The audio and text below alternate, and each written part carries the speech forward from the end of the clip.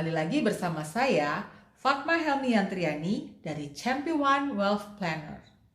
Kali ini, saya akan lanjut tentang pembahasan mengenai manajemen risiko yang kedua, yaitu pembiayaan risiko atau risk financing. Pada video sebelumnya, telah kita bahas bahwa risiko itu dapat menimbulkan kerugian materi dan juga non-materi. Ketika risiko tersebut terjadi dan menimbulkan kerugian secara materi, bagaimana cara kita mengatasi dampak kerugian finansial yang terjadi? Pada umumnya, untuk mengatasi hal itu, ada yang harus kita bayar. Bagaimana cara kita membiayai dampak risiko tersebut? Inilah yang akan kita bahas, yaitu tentang yang disebut dengan risk financing atau pembiayaan risiko. Ada dua cara pembiayaan risiko, yaitu satu, pembiayaan sendiri atau risk retention. Pada umumnya, cara ini dapat dilakukan oleh orang-orang yang memang memiliki kemampuan keuangan yang besar karena memiliki aset yang banyak, bahkan sangat banyak. Sehingga berapapun kerugian materi yang timbul akibat suatu risiko dapat mereka tanggung sendiri tanpa bantuan pihak lain. Contohnya, membayar sendiri biaya rawat inap rumah sakit berapapun jumlahnya, atau ketika mereka harus menjalani perawatan penyakit kronis seperti kanker, cuci darah, dan lain sebagainya, mereka masih sanggup untuk membayar sendiri tanpa bantuan pihak lain.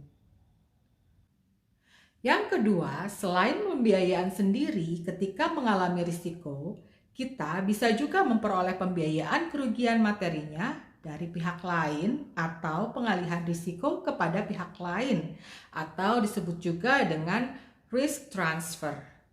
Ada 3 pilihan pembiayaan kerugian dari pihak lain, yaitu yang pertama, pembiayaan oleh keluarga atau teman di sekitar kita, atau disebut juga dengan other non-reinsurance transfer.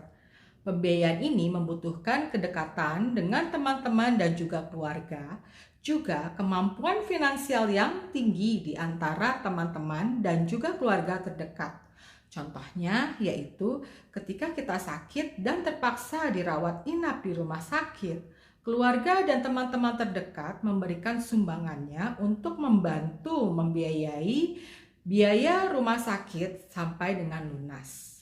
Namun, metode ini memiliki kekurangan, yaitu kita harus yakin benar bahwa keluarga dan juga teman-teman di sekitar kita itu mau dan juga mampu membiayai semua kerugian finansial yang terjadi kepada kita.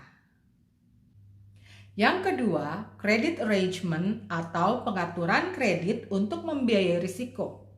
Ini biasanya digunakan ketika kita memiliki cicilan hutang di lembaga keuangan.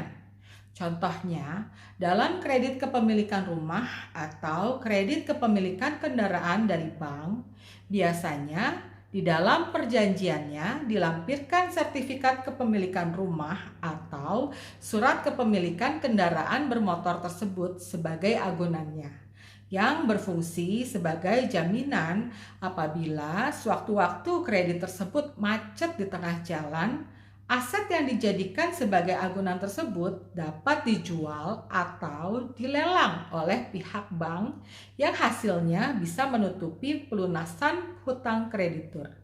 Ketika cicilannya lunas dan tidak terjadi risiko di tengah jalan, sertifikat kepemilikan aset tersebut dikembalikan kepada kreditur. Yang ketiga, insurance atau pembiayaan oleh lembaga atau perusahaan asuransi.